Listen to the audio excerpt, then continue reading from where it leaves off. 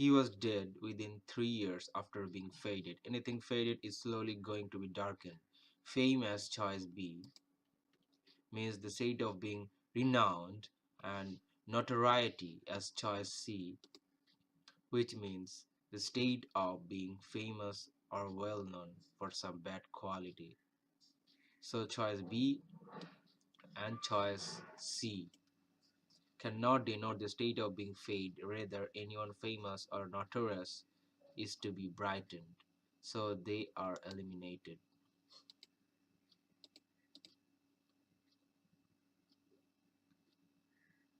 Contour as choice A and shadow as choice E mean the same, and a shadow or an outline is easy to detect which is present other than being faded. So choice A and choice E are also eliminated.